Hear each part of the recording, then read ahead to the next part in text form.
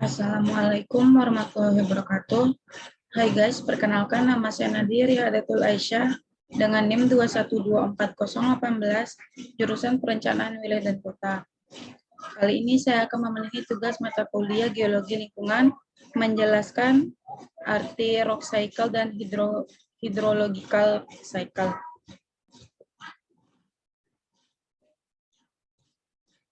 Yang pertama yaitu siklus batuan atau rock cycle. Ada 3 jenis batuan yang umum. Yang pertama yaitu batuan beku, terbentuk dari pembekuan magma atau lava. Lava adalah magma yang sampai keluar ke permukaan bumi. Yang kedua yaitu batuan sedimen, terbentuk dari presipitasi kimiawi dari butiran mineral atau proses sedimentasi dan sementasi fragmen batuan lain. Tumbuhan atau hewan yang ditransportasikan oleh medium air, angin, atau es ke suatu cekungan pengendapan.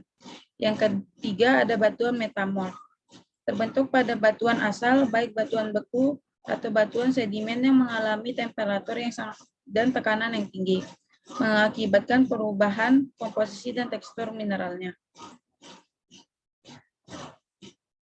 Selanjutnya ada hydrological cycle atau water cycle. Apa itu siklus air? Siklus air juga dikenal sebagai siklus hidrologi, menggambarkan pergerakan air yang terus-menerus di atas dan di bawah permukaan bumi. Selama proses ini, air mengubah keadaan dari satu fase ke fase lainnya, tetapi jumlah total partikel air tetap sama. Air mengubah keadaannya melalui berbagai proses, mulai dari penguapan, pencairan, dan pembekuan, hingga sublimasi, kondensasi, dan pengendapan.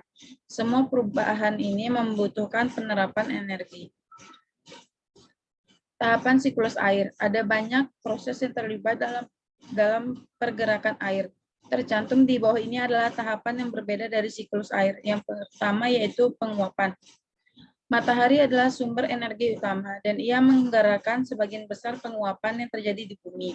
Penguapan umumnya terjadi ketika molekul air di permukaan badan air menjadi bersemangat dan naik ke udara.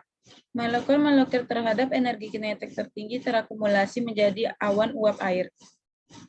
Penguapan biasanya terjadi di bawah titik didih air. Proses lain yang disebut evapotranspirasi terjadi ketika penguapan terjadi melalui daun tanaman. Proses ini menyumbang sebagian besar air di atmosfer. Yang kedua, sublimasi. Sublimasi terjadi ketika salju atau es berubah langsung menjadi uap air tanpa menjadi air. Biasanya terjadi sebagai akibat dari air kering dan kelembapan rendah. Sublimasi dapat diamati di puncak gunung, di mana tekanan udara cukup rendah. Tekanan udara yang rendah membantu menyublimkan salju menjadi uap air karena lebih sedikit energi yang digunakan dalam proses tersebut. Yang ketiga, ada kondensasi. Uap air yang terakumulasi di atmosfer akhirnya mendingin karena suhu rendah yang ditemukan di ketinggian. Uap-uap ini menjadi tetesan kecil air dan es, yang akhirnya bersatu membentuk awan. Selanjutnya ada curah hujan. Di atas 0 derajat Celcius, uap akan mengembun menjadi tetesan air, namun tidak dapat mengembun tanpa debu atau kotoran lainnya. Oleh karena itu, uap air menempel pada permukaan vertikal. Ketika tetesan yang cukup bergabung, itu jatuh dari awan dan ke tanah di bawah. Proses ini disebut presipitasi atau curah hujan. Dalam cuaca yang sangat dingin atau tekanan udara yang sangat rendah, tetesan air membeku dan jatuh sebagai salju atau hujan es. Yang kelima ada infiltrasi. Air hujan diserap ke dalam tanah melalui proses infiltrasi. Tingkat penyerapan bervariasi berdasarkan bahan yang dirembes ke dalam air. Misalnya, batu akan menahan air yang relatif lebih sedikit daripada tanah. Air tanah dapat mengikuti aliran atau sungai, tapi terkadang itu mungkin tenggelam lebih lama membentuk akuifer. Yang terakhir ada limpasan. Jika air dari curah hujan tidak membentuk akuifer, ia mengikuti gravitasi, sering mengalir di sisi gunung dan bukit. Akhirnya membentuk sungai. Proses ini disebut limpasan. Di daerah yang lebih dingin, limpasan terbentuk ketika jumlah hujan salju lebih cepat daripada laju penguapan dan sublimasi. Lapisan es terbesar di permukaan ditemukan di kutub. Sekian penjelasan dari saya. Mohon maaf apabila ada kesalahan.